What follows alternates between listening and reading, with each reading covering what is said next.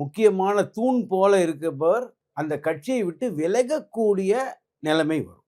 இப்போ பார்த்தோம், பிரதான கட்சியுடைய கூட்டணி எல்லாம் வேறு கட்சியில் போய் சேர்ந்து விட்டன. தேர்தல் முடிந்த போது கூட்டணி எப்படி இருந்தது, அதுக்கு பிறகு தேர்தல் கூட்டணி அது ஆட்சி கூட்டணியாக மாறும்போது சில பேர் இந்த இடத்துல இருந்து அங்கே போய் சேர்ந்து விட்டார்கள். ஆமாம். ஆனால் எங்கே ஓரளவுக்கு செல்வாக்கு இருக்கோ அங்கதான் மக்கள் போய் தான் அரசியல்.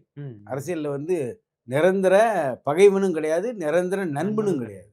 அதே போல் இப்போ மத்திய அரசாங்கத்துக்கு எதிராக புதிய ஒரு புரட்சி வந்தது. அந்த புரட்சியால் ஒருவருடைய பதவியை பறிபோனது. இது போன்ற சில நிகழ்வுகள் எதிர்காலத்திலும் நடக்கும். இன்னும் பெரிய பெரிய பதவி. ஆமாம் ஆமாம். ஓகே. அதே போல மத்தியில் ஆளக்கூடிய கட்சியானது பலவிதமான மாற்றங்களுக்கு உள்ளாகும்.